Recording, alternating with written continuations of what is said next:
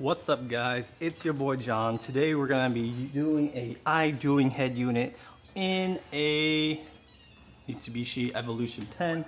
Front lip just got damaged yesterday unfortunately, but this thing is great, got the very skin and all.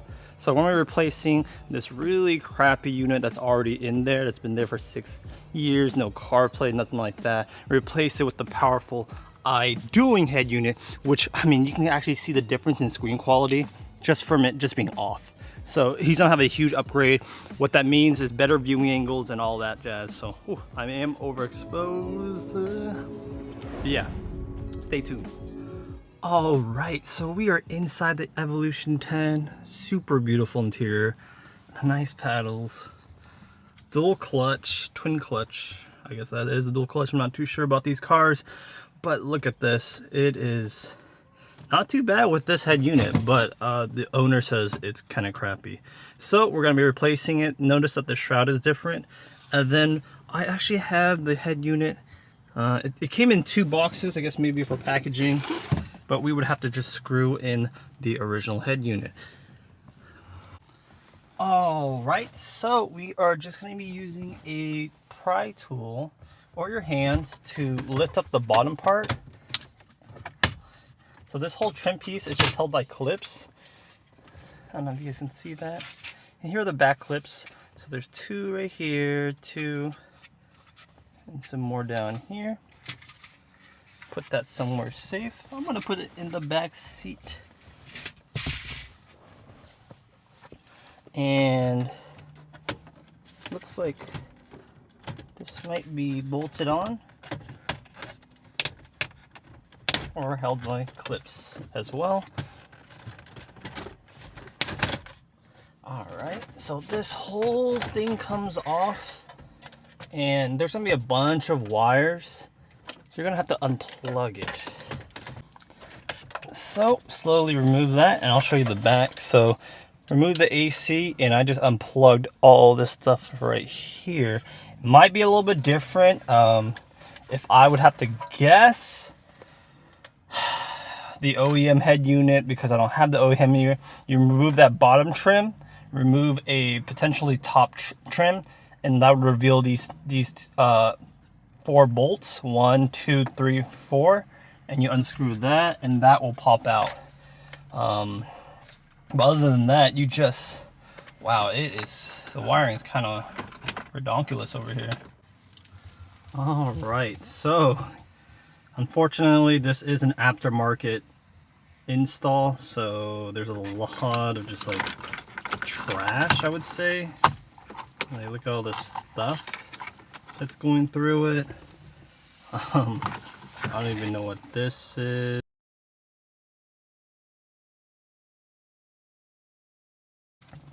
All right, so I plugged in this one. So the iDoing harness comes with this, which is so much better looking than the other one. I'm gonna plug it in here. We're gonna plug in the next one here. Looks like there's a front in and out, and the CAN bus, as well as the main harness. So I'm gonna plug that in right here.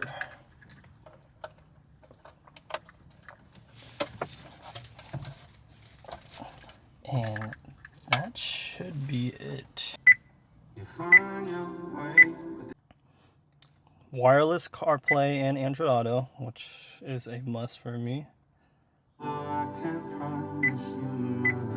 Alright, now that we verified that it works, what I'm going to do is transfer the vents and this piece right here to for it to work its magic. So I'm going to set this aside and then bring back the old head unit over here, and we're just going to pop these bad boys out. Now it should be relatively easy. They are these 2, but you actually want to hit it from the bottoms. That way you get the whole vent. After that, you transfer it to the new one, which is pretty much, you do it in reverse. So here it is here. And we want to line up the clips. There's 2 right here and 2 on the bottom. So line her up.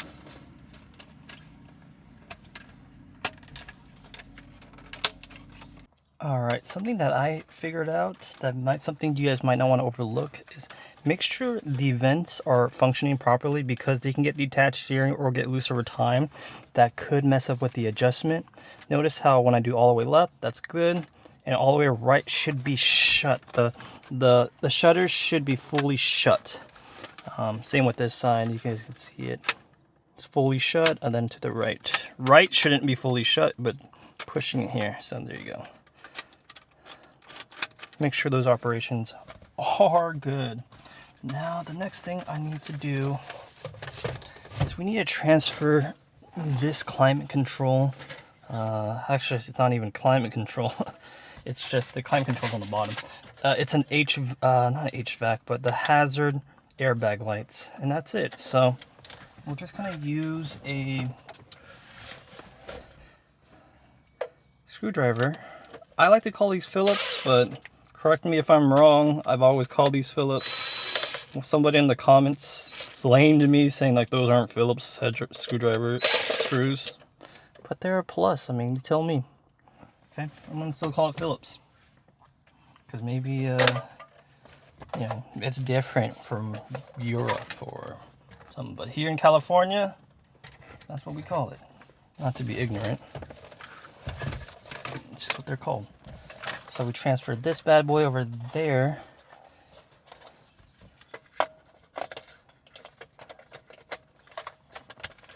There are some guiding pegs right here, so you just make sure it is in the hole.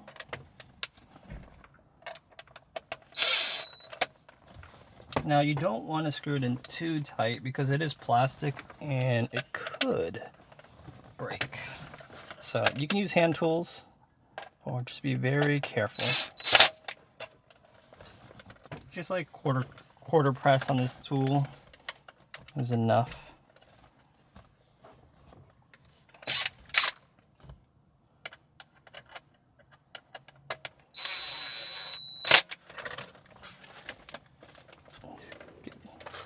So there you have it. It is in. So that's the back. Now there's one thing that I did notice, that this does have an aftermarket backup camera. And it does look kind of wonky. I mean, look at this, right? So we'll try to get a backup camera functionality working on this. Probably have to talk to the owner as well. But besides that backup camera, we're going to hook up all these other accessories to it. GPS antenna, microphone. Now you don't really need the microphone or GPS antenna if you plan on using the Android Auto or Apple CarPlay, because it uses your own phone. But there is a microphone right here, so I generally omit that part. This is a SIM card reader and some extra USBs. So if you wanted to hotspot, here's the Wi-Fi or more SIM card stuff. Subwoofer, USBs, Wi-Fi again. And this is a microphone input. So I am going to screw in this little bad boy right here. And that is going to go into the Wi-Fi portion. Oops. So right here you want to screw it in.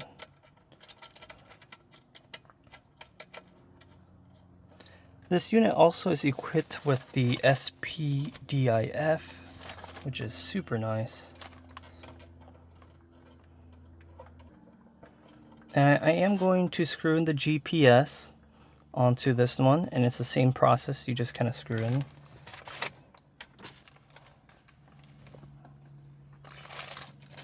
So just screw the GPS one in there. The Apple CarPlay and Android Auto cable, it's called Cable Link. Gotta have that.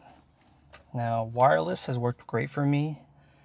on these head units. I actually have a Acura NSX over there it's wired only, and it takes forever. These head units are so much faster than those ones. So plug in the USBs into, it only plugs into one spot, but you could read the top and it will also show you where it goes. So in this case it'd be number 5 and Alright, I actually got the reverse wire hooked up to this one right here, so you can actually tap into it. I just have like this right now. I think I'm just going to electric tape it and then call it, but that's if you want a reverse signal for your Evo 10. It's going to be, it used to be wrapped with this blue wire, little tape. Just have it right there now. Alright, so I transferred these clips right here. 1, 2, 3. 1, 2, 3 on the other side. It's actually very important to transfer those clips because it's just on the back of this one. You can see that's where it used to be. That's what really holds it in. It holds it very well. The reason why it's important for me is the OEM one used to be bolted on, so you want these to definitely have these clips, so they're being held. But after that, just tidy everything up.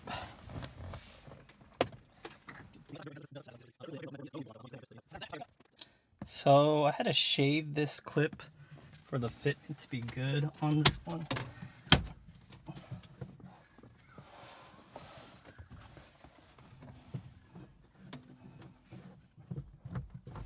It's the only way it will fit. Make sure the vents work. Alright, so I'm just gonna set up the backup or previous, volume up, volume down. You just hold the button down and then you press the actual touchscreen button.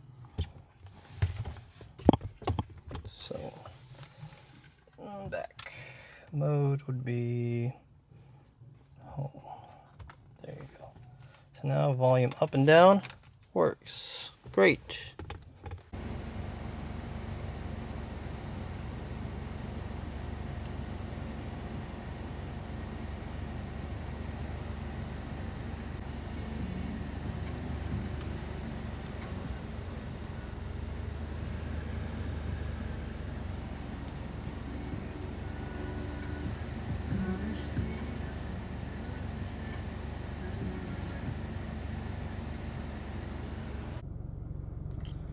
All right, we are in the Evo 10 and we are done.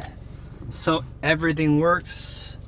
Steering wheel controls, next, forward, dimmer. Check the dimmer if it works, of course. Ooh, I like how it even dims the maps, at least in Android Auto. The customer does have an Apple, so I might be getting some footage of that. Reverse camera. Boom. Amazing. And you can set up the settings for that too if you want it to have no sound or anything like that. What else can I show you? Touchscreen's great. I can show you the specs of the machine. This is iDoing's latest and greatest. There's CarLink and CarBitLink too, which is awesome. Let me just show you the system settings, device. Oh, maybe I should show you that one. About device.